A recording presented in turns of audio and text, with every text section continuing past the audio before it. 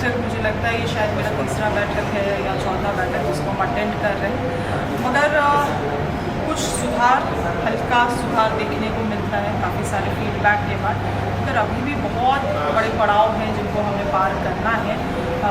आंकड़े किताबों में अच्छी दिखती हैं, मगर वो ज़मीनी हकीकत से जुड़ी है नहीं जुड़ी है वो तो हम जैसे जनप्रतिनिधियों को सुनिश्चित करना है। इसीलिए हम इस बैठक में लगातार हम लोग अटेंड करते हैं। माननीय वित्त मंत्री जी भी अपने अहम सुझावों को हमेशा रखते हैं और बैंक उसमें से कुछ कर रही है। मुझे लगता है बहुत बड़े बदलाव को करने के लिए हमें और ईमानदारी से उन चीज़ों में काम करने की आवश्यकता है। केसीसी लोन को लेकर कुछ टारगेट बढ़ाने की बात?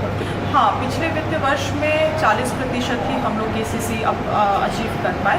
तो क्योंकि पिछले साल हमारी सरकार ने 2 लाख रुपया तक केसीसी लोन माफ़ी भी किया है, तो इसके वजह से रीफाइनेंसिंग इशू नहीं होना चाहिए। इसीलिए हम लोगों ने ये सुझाव दिया है कि इस साल वित्त वर्ष 25-26 में इस आंकड़े को बढ़ाते हुए 60% अचीवमेंट तक हम लोग केसीसी में लेके जाने का काम करें।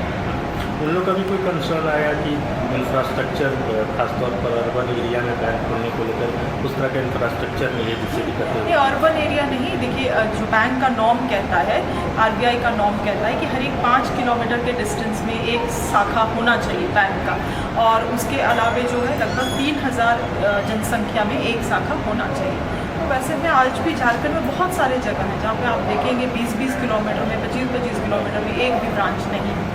कई सारे जगहों के लिए इनको कंप्लायंस करने के लिए कहा गया है। कहीं पे हुआ है, कहीं पे कंप्लायंस नहीं हो पाया है क्योंकि वहाँ पे ब्रांच खोलने के लिए कोई ब्रिक एंड मोटर, कहने का मतलब कोई बिल्डिंग भवन भी नहीं है। तो वैसे में बैंक सुझाव दे, जिन बैंक को टारगेट दिया गया है, जैसे सिमडेगा में एक गाँव है, वहाँ पे गुमला में गाँव है, हमने नापुर में भी दिया है वहाँ पे।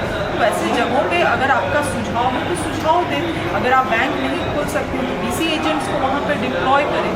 तो ये सब चीज़ें हैं। कभी कभी मुझे लगता है इन बैठक को और बहुत बारीकी से करने की आवश्यकता है। केवल एसएलबीसी तक सीमित ना रहे, मगर एसएलबीसी के बीच का जो समय रहता है उसमें भी कुछ जो 13 सब कमिटीज़ हैं, उन कमिटीज़, अहम कमिटीज़ का बैठक बुला के जो राज्य से फोकस्ड योजनाएं हैं उसके बारे में भी चर्चा करने की आवश्यकता है, जिसको मैंने सुझाव में आज रखा है। थोड़ी चिंतित भी लगी है आप इस बात को लेकर कि बैंक के बड़े अधिकारी इस तरह की बैठक से दूरी बना लेते हैं? हाँ, ये तो मैंडेटरी है। जब इस राज्य के वित्त मंत्री, कृषि मंत्री शामिल लगातार होते हैं बैठक में, ऑन टाइम आते हैं। कई आरबीआई के जो डायरेक्टर्स हैं वो बाहर दूसरे राज्य से, बॉम्बे से, कर्नाटका से आते हैं। तो ऐसे बैठक में, इतना हाई लेवल बैठक में आप अपने रिप्रेजेंटेटिव के तहत किसी मैनेजर को भेज दीजिएगा जिसको आंकड़ों के बारे में नहीं मालूम है, पूरे मतलब राज्य के परिप्रेक्ष्य में उनको आंकड़ा नहीं मालूम है, तो फिर क्या आवश्यकता है आने का। इसीलिए मैंने ये साफ कह दिया है, सीनियर मेंबर ही आएंगे जिनको सभी जानकारी है, जिनके पास जवाब नहीं है वो बैठक में नहीं आए। केवल पूरा अटेंडेंस दिखाने के लिए यहाँ आ रहे हैं, इससे क्या होगा? रिकमेंडेशन क्या होना चाहिए? दिस इज वेरी वेग कि अगर कुछ वैसा हो जाए तो हम करेंगे।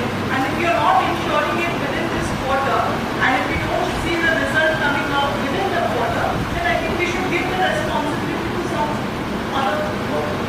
सर, मैम इसमें मैं 2-3 चीजें अपडेट करना चाहूँगा। और इस राज्य के विकास के परिप्रेक्ष्य से बहुत ही अहम है और आप लोगों की भी भूमिका बहुत अहम है। इस बैठक में रेगुलरली जब भी ये बैठक को बुलाया जाता है, हम दोनों ही माननीय मंत्री और जितने भी अहम ओहदे पे बैठे